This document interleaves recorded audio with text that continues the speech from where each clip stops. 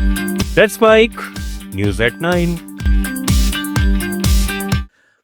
ये है let's mic more than radio और आप सुन रहे हैं न्यूज़ 89 समाचारों के साथ मैं महेश सिंह। ट्रंप प्रशासन ने अमेरिका में रह रहे विदेशी नागरिकों के लिए ग्रीन कार्ड प्रक्रिया में बड़ा बदलाव किया है।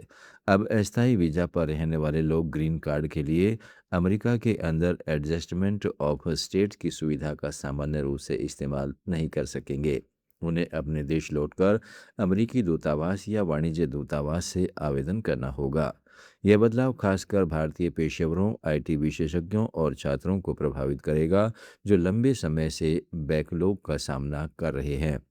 अमेरिकी सरकार का कहना है कि यह कदम इमिग्रेशन सिस्टम में लूप होल्स बंद करने और कानून के मूल इरादे को लागू करने के लिए उठाया गया है। विशेषज्ञों के मुताबिक इससे नौकरियों और पारिवारिक जीवन पर असर पड़ सकता है। नेपाल के विदेश मंत्री शिशिर खनाल का प्रस्तावित भारत दौरा रद्द कर दिया गया है। यह फैसला लिपुलेख क्षेत्र पर सीमा विवाद और नेपाल के प्रधानमंत्री बालिन शाह के सख्त रवैये के बीच आया है।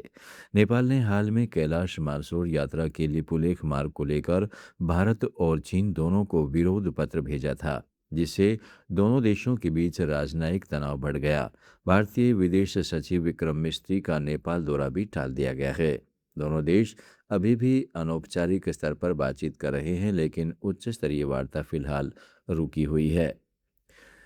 केंद्रीय गृह मंत्री अमित शाह ने पाकिस्तान और बांग्लादेश सीमा पर बड़े एक्शन की तैयारी का ऐलान किया है।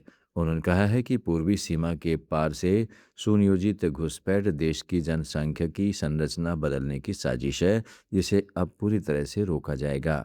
अमित शाह ने सीमा सुरक्षा बल को सख्त निर्देश देते हुए कहा है कि वह स्थानीय प्रशासन, पुलिस और ग्रामीण तंत्र के साथ समन्वय बनाकर घुसपैठियों के रूट और गिरोह की पहचान करे। अगले साल बीएसएफ की स्थापना के 60 वर्ष पूरे होने पर दोनों सीमाओं को अत्याधुनिक स्मार्ट बॉर्डर में तब्दील किया जाएगा, जिसमें ड्रोन, रेडार और स्मार्ट कैमरों से निगरानी बढ़ाई जाएगी।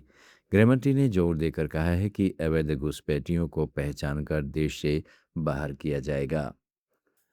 भारत बांग्लादेश सीमा पर कांटेदार तार के पार लोगों का जीवन सिर्फ सुरक्षा मुद्दों तक सीमित नहीं है, बल्कि छोटी छोटी कटौतियों से भरा हुआ है।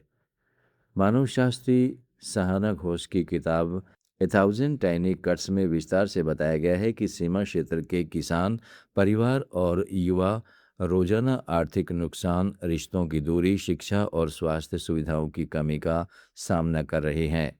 जेंडर और धर्म के आधार पर सुरक्षा नीतियां अलग अलग प्रभाव डाल रही हैं, जबकि पुरानी रेल और सड़क कनेक्शन टूटने से क्षेत्र आर्थिक रूप से पिछड़ गया है। दोनों देशों के सीमा गांव में लोग अब भी रिश्ते और आजीविका बचाने के लिए संघर्ष कर रहे हैं, जिससे सीमा को सिर्फ सुरक्षा दीवार की बजाय मानवीय और आर्थिक दृष्टि से देखने की जरूरत पर जोर दिया जा रहा है। श्रीलंका का चाय निर्यात 2026 के पहले 4 महीनों में लगातार घटा है। जनवरी से अप्रैल तक कुल निर्यात 78,340 टन रहा, जो पिछले साल की समान अवधि के 81,410 टन से 3,070 टन कम है। अप्रैल में निर्यात 17,917 टन रहा, जो पिछले साल से थोड़ा कम है। पैकेट और टी बैग जैसी वैल्यू एडेड चाय के निर्यात मात्रा घटी, जबकि बल्क चाय में थोड़ी बढ़ोतरी हुई है। ग्लोबल मांग कमजोर होने पर प्रतिस्पर्धा बढ़ने से श्रीलंका के चाय उद्योग को लगातार चुनौती मिल रही है।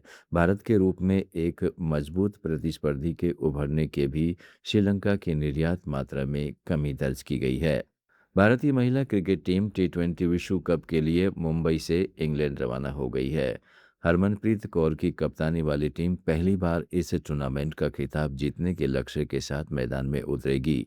12 जून से 5 जुलाई तक इंग्लैंड और वेल्स में होने वाले इस विश्व कप से पहले भारतीय टीम 28 मई से इंग्लैंड के खिलाफ 3 टी20 अंतर्राष्ट्रीय मैच खेलेगी। ग्रुप ऑफ डेथ में शामिल भारत का सामना ऑस्ट्रेलिया, दक्षिण अफ्रीका और पाकिस्तान जैसी मजबूत टीमों से होगा। भारत पाकिस्तान मैच 14 जून को एजबेस्टन में खेला जाएगा। समाचारों में फिलहाल इतना ही। जुड़े रहें लेट्स माइक के साथ। आप सुन रहे थे let's mic more than radio. Follow कीजिए हमें हमारे सोशल मीडिया प्लेटफॉर्म्स पर।